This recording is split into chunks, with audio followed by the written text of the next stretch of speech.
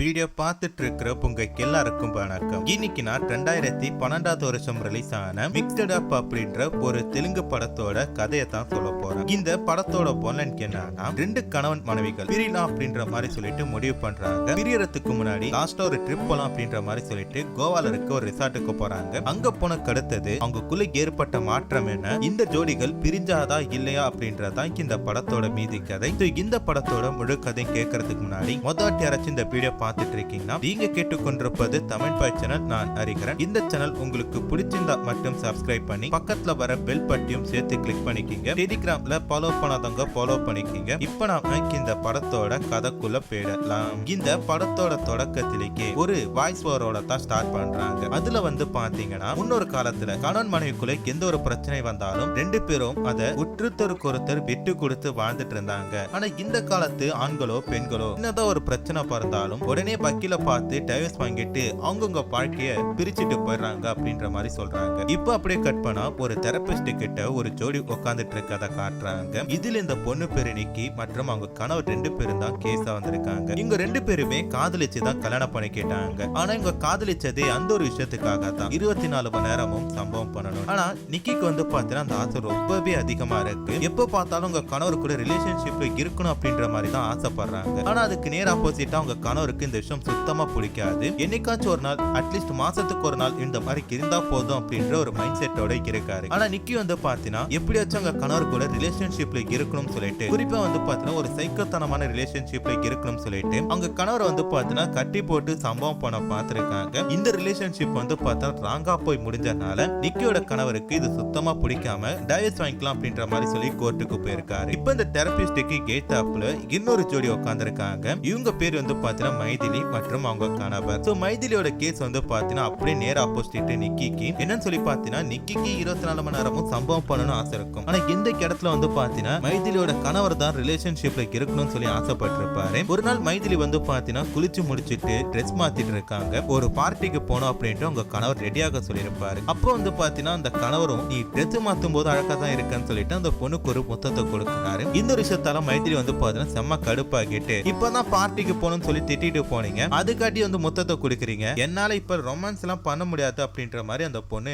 அனுப்பி விட்டுட்டா. இதனால இவரும் கடுப்பாகிட்டு இப்ப இந்த சைக்காலஜி டாக்டரை பார்க்க வந்திருக்காங்க. ரெண்டு பேரு கேஸையும் விசாரிச்ச இந்த தெரபிஸ்ட் என்ன சொல்றாங்க, ஒன்னும் பிரச்சனை கிடையாது, இங்க ரெண்டு பேரும் லைட்டா மனதளவு தான் பாதிக்கப்பட்டிருக்கீங்க, உங்க 4 பேருமே ஒரு ட்ரிப்புக்கு போயிட்டு வாங்க, அந்த ட்ரிப்போட முடிவுல நீங்க ரெண்டு பேரும் இதே மைண்ட் செட்டோட இருந்தீங்கன்னா கண்டிப்பா உங்களுக்கு நான் விவாகரத்தை வாங்கி தரேன் அப்படின்ற மாதிரி சொல்றாங்க. அதனால இந்த 4 பேருக்கு என்ன பண்றாங்க, ஒரு லாங் ட்ரிப் போலாம் அப்படின்ற மாதிரி முடிவு பண்றாங்க. அதுக்காக இந்த 4 பேருமே பாத்துறாங்க இப்ப ஹைவேல போயிட்டு இருக்காங்க. அப்படி போயிட்டு இருக்கப்ப நிக்கிக்கு பசிக்குது அப்படின்ற மாதிரி தெரியவும் அவங்க கணவருக்கு என்ன பண்ற, தான் பொண்டாட்டிக்காக ஒரு தாபால பந்தி நிறுத்துறாரு. இதே தாபாலத்தை பாத்தீங்கன்னா மைதிலியும் அவங்க கணவரும் வந்திருக்காங்க. மைதிலியும் அவங்க கணவரும் பேசிக்க மாட்டாங்க அப்படின்றனால ரெண்டு பேரும் தனித்தனியா போய் உட்கார்றாங்க. நிக்கியோட ஹஸ்பண்ட் பாத்தீங்கன்னா நிக்கிய தாங்குன்னு தாங்கிட்டு இருக்காரு. எனக்கு தெரிஞ்சவங்க ரெண்டு பேரும் அந்த இடத்துக்கு போறதுக்குள்ளே சமாதானம் ஆயிடுவாங்க அப்படின்ற மாதிரி தான் தெரியுது. மைதிலி பாத்தீங்கன்னா தனியா உட்கார்ந்துட்டு இருக்கனால அங்க இருக்கிற சில பேர் இந்த பொண்ணு அந்த மாதிரி ஒரு பொண்ணு அப்படின்ற மாதிரி நினைச்சுக்கிட்டு எவ்வளவு ரேட்டு எவ்வளவு நேரம் பண்ணலாம் அப்படின்ற மாதிரி சொல்லிட்டு இந்த பொண்ணு கிட்ட தப்பா அப்ரோச் பண்றாங்க. இதனால மைதிலி கடுப்பாயிட்டு அந்த பசங்களை வாங்குன்னு வாங்கி விட்டுறாங்க. அப்போ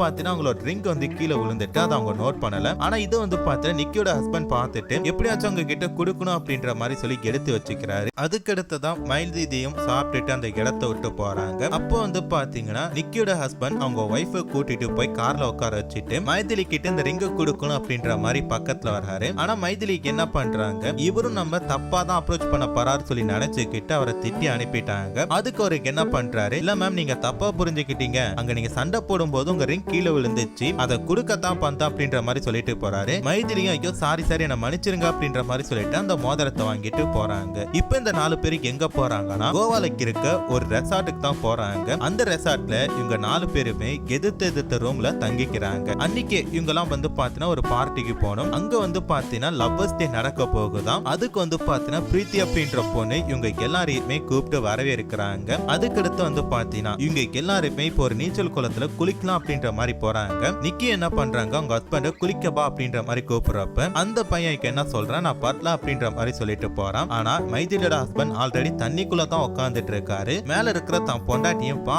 அப்படின்ற மாதிரி கூப்பிடுறாரு. பட் அவங்க எனக்கு இன்ட்ரெஸ்ட் இல்ல அப்படின்ற மாதிரி சொல்லிட்டு அந்த அந்த இடத்த விட்டு போறாங்க. அப்பதான் தண்ணிக்குள்ள நீந்திட்டு இருக்க நிக்கிய வந்து பாத்தீங்கன்னா ஃபர்ஸ்ட் டைமா மைதிலியோட கணவர் பாக்குறாரு. பார்த்ததும் அவருக்கு பிடிச்சு போயிட்டு எப்படியாச்சும் அந்த பொண்ணு கிட்ட பேசணும் அப்படின்ற மாதிரி முயற்சி பண்றாரு. பட் அந்த பொண்ணு என்ன பண்றாங்க, இவரு கிட்ட பேசாம அந்த இடத்த விட்டு போயிட்டாங்க. அன்னைக்கு நைட்டே வந்து பாத்தீங்கன்னா ஒரு டின்னர் மாதிரி ஒரு செட்டப். அதுல வந்து பாத்தீங்கன்னா நிக்கி செம்ம ஹாட்டான ட்ரெஸ் போட்டுட்டு வராங்க. ஆனா நிக்கியோட கணவர் நார்மலான ட்ரெஸ் போட்டுட்டு தான் வந்து உட்கார்ந்து இருக்காரு. அப்போ வந்து பாத்தீங்கன்னா இவங்க ரெண்டு பேரும் ஜூஸ் குடிச்சிட்டு இருக்காங்க. அப்ப நிக்கி திடீர்னு ஒருத்தரை பார்த்துட்டு ஹே எப்பரா இருக்கா அப்படின்ற மாதிரி சொல்லிட்டு அவங்க கணவர் குடிச்சிருந்த ஜூஸ அவங்க மேல தட்டி விட்டுட்டு அந்த இடத்த விட்டு போறாங்க. சரி யார் இந்த நபர் அப்படின்னு சொல்லி பார்த்தா இவங்க முன்னாள் காதலர்களாம். இவங்க ரெண்டு பேரும் அப்படியே ஜாலியா பேசிட்டு இருக்கப்ப திடீர்னு நிக்கியோட முகம் கோபமாகுது. என்னன்னு சொல்லி பாத்தீங்கன்னா அந்த பையன் இருக்கான்ல, காலேஜ்ல படிச்ச இன்னொரு பொண்ணை கரெக்ட் பண்ணி கல்யாணம் பண்ணிக்கிட்டா அப்படின்ற மாதிரி சொல்றான். இந்த விஷயத்தை கேட்டது நிக்கி செம்ம மூட் ஆஃப்ல போயிட்டு அவங்க கணவர் கிட்ட உட்காடுறாங்க. அவங்க கணவரும் சும்மா இல்லாம என்னமா பிரச்சனை என்னாச்சு அப்படின்ற மாதிரி கேக்குறப்ப பொன்னால தாண்டா எல்லாமே பொன்னால தான் பிரச்சனை.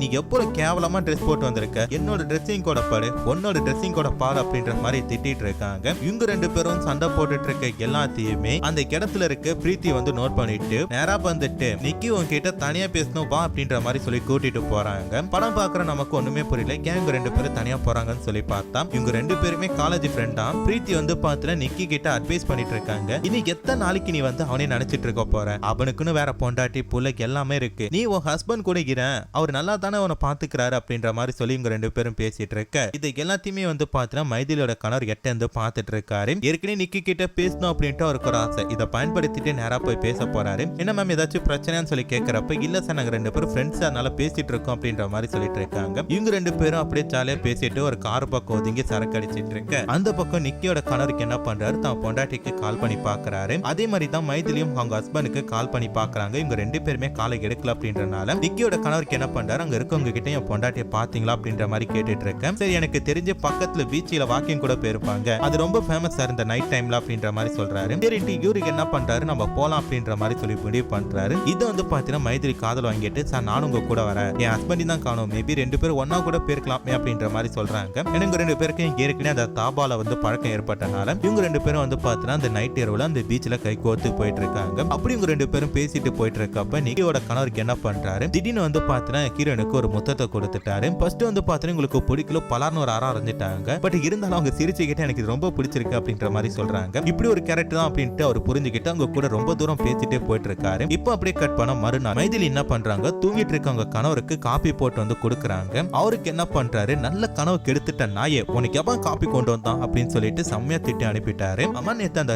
பார்க்ல என்ன ஆச்சு அப்படின்ட்டு நம்ம யோசிச்சு பார்த்தா இப்போ அப்படியே கட் பண்ண நைட் அந்த பீச்ல என்ன ஆச்சு அப்படின்ற மாதிரி கேக்குறாங்க. இவங்க ரெண்டு பேரும் நடந்து போயிட்டு இருக்கப்ப எதிர்த்தாப்புல நிக்கியும் மைதிலியோட கணவரும் வந்து பாத்தீங்கன்னா ஒன்னா நின்று பேசிட்டு இருக்காங்க. இந்த ஒரு விஷயத்த பார்த்த கடுத்ததான் மைதிலி தான் கணவர் கைமீறி போயிட்டாரோ அப்படின்ற மாதிரி பயந்துட்டு இனிமேட்டாச்சும் அவருக்கு பிடிச்ச மாதிரி நடந்துக்கலாம் அப்படின்ற மாதிரி சொல்லிதான் வந்திருப்பாங்க. இந்த விஷயத்த வந்து பாத்தீங்கன்னா நிக்கியோட கணவர் பார்த்திருப்பாரு. இந்த கருமத்தை பார்த்துட்டு ஒரு செம்ம கடுப்பாயிட்டு கத்துறாரு. காரணம் என்னன்னு சொல்லி பாத்தீங்கன்னா ஒரு பொண்டாட்டி அப்படி ஒரு லவ் பண்ணிருப்பாரு, தனக்கு இந்த பொண்ணு இப்படி ஒரு துரோகத்தை பண்ணிட்டா அப்படின்ற மாதிரி அவர் நினைச்சிருப்பாரு. நைட்டு முழுக்க ரூமுக்கு வந்திருக்க மாட்டாரு. வந்து பார்த்தா அவங்க பொண்டாட்டி இருக்க மாட்டாங்க. சரின்ட்டு நேரா போயிட்டு மைதிலியை பார்க்கலாம் அப்படின்ற மாதிரி போய் பாப்பாரு. மைதிலியோட ரூமை போட்டி இருக்கும். அப்ப அங்க இருக்கிறவங்க மேம் எப்பயோ கிளம்பிட்டாங்க அப்படின்ற மாதிரி சொல்றப்ப இவரு என்ன பண்றாரு, திடுதிடுன்னு வந்துட்டு மைதிலிய ரிசப்ஷன்ல மீட் பண்ணி பேசிட்டு இருக்காரு. நானும் என் பொண்டாட்டி ஏற்கனவே பிரியலான்னு சொல்லி போடவே பண்ணிட்டோம், இனிமேட்டு அவன் மூஞ்ச கூட எனக்கு பார்க்க பிடிக்கல, ஆனா நேத்து ஒரு ஃப்ரெண்டா உங்க கிட்ட பேசிட்டு இருந்தா எனக்கு ரொம்ப பிடிச்சிருக்கு, அதான் லாஸ்ட் உங்க கிட்ட சொல்லிட்டு போறான் அப்படின்ற மாதிரி சொல்லிட்டு போறாரு. மைதிலிக்கு இதுதான் கரெக்ட்னு வருது. அவங்க ஹஸ்பண்ட் இவங்க கண்ணு முன்னாடியே பேர ஒரு பொண்ணு கூட இருந்துட்டாரு, இனிமேட்டும் இவரு கூட இருந்தா சரிப்பட்டு வராதுன்னு சொல்லிட்டு நேரா போயிட்டு பிரீத்தி கிட்ட நான் இந்த இடத்தை விட்டு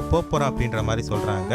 என்னப்பா ஆச்சு அப்படின்னு சொல்லி கேட்கிறப்ப இவங்க நடந்த எல்லாத்தையும் சொல்றப்ப கண்டிப்பா நாளைக்கு 14ஆம் தேதி பிப்ரவரி 14 இந்த ஒரு நாள் மட்டும் இங்க இருந்து பாரு, கண்டிப்பா உங்க லைஃப்ல மாற்றம் ஏற்படும் அப்படின்ற மாதிரி சொல்றாங்க. அந்த பக்கம் நிக்கி வந்து பாத்தீங்கன்னா புள்ள வந்துட்டு அவங்க ஹஸ்பண்ட் இருக்காரா செத்தாரா போயிச்சாரான்னு எது கூட கவனிக்கல. அவருக்கு இல்லைன்னதும் ட்ரெஸ் சேஞ்ச மாத்திட்டு நேரா போயிட்டு மைதிலியோட ஹஸ்பண்ட் கூட இன்னைக்கு நம்ம எங்க போலாம் அப்படின்ற மாதிரி சொல்லி பேசிட்டு இருக்காங்க. இந்த பக்கம் மைதிலி வந்து பார்த்தா ரொம்ப கனத்த இதயத்தோட இன்னைக்கு இருக்கலாம் அப்படின்ற மாதிரி முடிவு பண்றாங்க. அதே மாதிரி தான் வந்து பாத்தீங்கன்னா நிக்கியோட ஹஸ்பண்டும் வந்துட்டு மைதிலி கிட்ட பேசிட்டு இருக்காரு. அப்படி இவங்க ரெண்டு பேரும் பேசிட்டு இருக்கப்ப அந்த இடத்துக்கு ஒரு வயதான கப்பல் வராங்க. அவங்கள பார்த்தது ஒரு பயந்துட்டு இவங்க ரெண்டு பேரும் என்ன பார்த்தாங்கன்னா ஃபர்ஸ்ட் கேக்குற கேள்விக்கே நிக்கி எங்க தான் நான் மறைஞ்சிக்கிறேன் அப்படின்ற மாதிரி சொல்லிட்டு மைதிலி பக்கம் மறைஞ்சிக்க. அதே மாதிரி தான் நிக்கி வந்து பாத்தீங்கன்னா ஐயோ இவங்க ரெண்டு பேருமா ஃபர்ஸ்ட் பார்த்தேன் ஹஸ்பண்ட் எங்கன்னு சொல்லி தான் கேட்பாரு அப்படின்ட்டு மைதிலியோட கணவர் பக்கம் மறைஞ்சிக்கிற மாதிரி காட்டுறாங்க. இதை பார்த்தா அந்த கப்புள்ஸ் என்ன பண்றாங்க, காலம் கெட்டு போச்சு எங்க போய் முத்தம் கொடுத்துட்டு இருக்க பாருங்க அப்படின்ற மாதிரி சொல்லிட்டு போறாங்க. இப்படியே மைதிலிக்கும் அவங்க நண்பரும் என்ன பண்றாங்க, நடந்து போயிட்டு இருக்கப்ப ஒரு கார்டினர்ல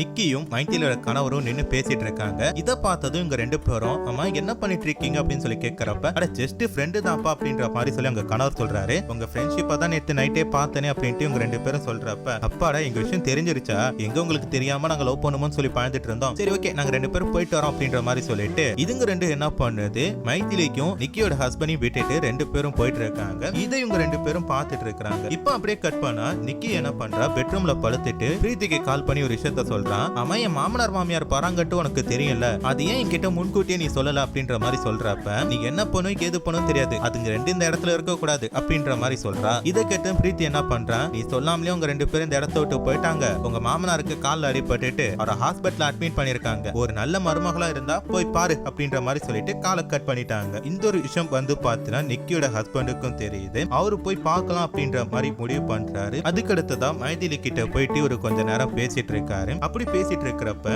நாங்க ரெண்டு பேருமே காதலிச்சு தான் கல்யாணம் பண்ணோம், ஆனா என் பொண்டாட்டிக்கு வந்து பாத்தீங்கன்னா எப்ப பார்த்தாலும் செக்ஸ்ன்றது ரொம்ப முக்கியமா இருக்கு, ஆனா எனக்கு அப்படி கிடையாது, ஏதாச்சும் ஒரு விஷயத்துக்கு தான் எனக்கு ரொம்ப பிடிக்கும், அவர் ரொம்ப அடிக்ட் ஆயிட்டு இருந்தா அந்த ஒரு விஷயம் தான் எனக்கு பிடிக்கல அப்படின்ற மாதிரி சொல்றாரு. இதை வந்து பாத்தீங்கன்னா மைதிலி ஏத்துக்கிறாங்க, என்னோட கணவரும் அப்படிதான் அப்படின்ற மாதிரி சொல்லிட்டு இப்போ அப்படியே கட் பண்ணா ரெண்டு பேரும் நைட்டு அப்படியே படுத்திருக்க. மறுநாள் வந்து பாத்தீங்கன்னா மைதிலியோட ஹஸ்பண்ட் வந்து நிக்கி கூட பெட்ரூம்ல இருந்து கேஞ்சிருக்கிறாரு. ஆனா ஒரு உடம்புல ஏகப்பட்ட காயம் இருக்கு, என்ன ஏதுன்னு சொல்லி தெரியல. நிக்கி கிட்ட என்னடி பண்ண என்ன அப்படின்னு சொல்லி கேக்குறப்ப கேஞ்சிட்டியா, எனக்கு போய் ஒரு காஃபி எடுத்துரும் அப்படின்ட்டு திமுற சொல்றாங்க. இது வந்து பாத்தீங்கன்னா அவருக்கு சுத்தமா பிடிக்கவே இல்லை. அதே மாதிரி அந்த பக்கம் வந்து பாத்தீங்கன்னா மைதிலியும் நிக்கியோட கணவரும் மனசை விட்டு பேசிட்டு இருக்காங்க. இவங்க ரெண்டு பேருக்குள்ளும் ஏகப்பட்ட ஒற்றுமை வருது அப்படின்றனால ஏன் நம்ம ரெண்டு பேரும் கல்யாணம் பண்ணிக்க கூடாது அப்படின்ற மாதிரி எல்லாம் பேசிட்டு இருக்காங்க. ஆனா அந்த பக்கம் அப்படி கிடையாது, ரெண்டு பேரும் வந்து பாத்தீங்கன்னா சின்ன சின்ன பிரச்சனையெல்லாம் பெருசாக்கிட்டு இருக்காங்க. இவங்க ரெண்டு பேரும் வந்து பாத்தீங்கன்னா நம்ம கல்யாணம் பண்ணிக்கிட்டு ஒரு ஹாப்பியான லைஃப் ஆயிடலாம் அப்படின்ற மாதிரி மைதிலியும் நிக்கியோட ஹஸ்பண்டும் பேசிட்டு இருக்க, அந்த பக்கம் நிக்கியும் மைதிலியோட ஹஸ்பண்டும் வந்து பாத்தீங்கன்னா இது சரிப்பட்டு வராது அப்படின்ற மாதிரி ரெண்டு பேரும் என்ன பண்றாங்க, மைதிலி தங்கிட்டு இருக்க அந்த ரூம்குள்ள போயிட்டு கதவை தட்டி ஓபன் பண்ணி பார்த்தா அவங்க ரெண்டு பேரும் அந்த ரூம்குள்ள இருக்கிறத பார்த்துட்டு அம்மா என் பொண்டாட்டி கூட நீ என்னடா பண்ணிட்டு இருக்க அப்படின்ற மாதிரி மைதிலியோட கணவர் கேட்கறப்ப நேத்து நீ என் பொண்டாட்டி கூட என்ன பண்ணிட்டு இருந்தியா அதை தான்டா நான் பண்றேன் அப்படின்ட்டு இவங்க ரெண்டு பேரும் மாறி மாறி சண்டை போட்டுட்டு இருக்காங்க. ஆனா மைதிலியும் நிக்கியோட ஹஸ்பண்டும் வந்து பாத்தீங்கன்னா ஒருத்தருக்கு ஒருத்தர் பிடிச்சி போச்சு அப்படின்றனால நாங்க ரெண்டு பேரும் ஒன்னா இருக்க போறோம் அப்படின்ற மாதிரி சொல்லிட்டு இந்த கிடத்தை விட்டு போறாங்க. இந்த ஒரு விஷயத்தை பார்த்துட்டு நிக்கியும் மைதிலியோட ஹஸ்பண்ட் வந்து பாத்தீங்கன்னா ரொம்பவே வாழ்க்கை பெருத்து போயிட்டாங்க தான் சொல்லலாம். ரெண்டு பேரும் மூஞ்சிலும் வந்து பாத்தீங்கன்னா ஈ ஆடிட்டு இருக்கு. அதுக்கு அடுத்தது வந்து பாத்தீங்கன்னா அவங்க ரெண்டு பேரும் சந்தோஷமான வாழ்க்கை வாழ்ந்துட்டு இருக்காங்க. இந்த பக்கம் நிக்கி என்ன பண்ணிட்டு இருக்கா, என் புருஷன் என் கூட பொண்ணா இருக்கலினாலும் என் மேல அவ்வளவு பாசம் பார்த்துட்டு இருந்தான், பட் அவன் இல்லாம என்னால இருக்க முடியல அப்படின்ற மாதிரி சொல்லி ஃபீல் பண்ணிட்டு இருக்காங்க. இதையத்தான் மைதிலியோட கணவரும் என் பொண்டாட்டி என்னை விட்டுட்டு போயிட்டால அப்படின்ற மாதிரி ஃபீல் பண்ணிட்டு இருக்க. அந்த பக்கம் அந்த ரெண்டு ஜோடியும் கல்யாணம் பண்ணிக்கிற மாதிரி போறாங்க.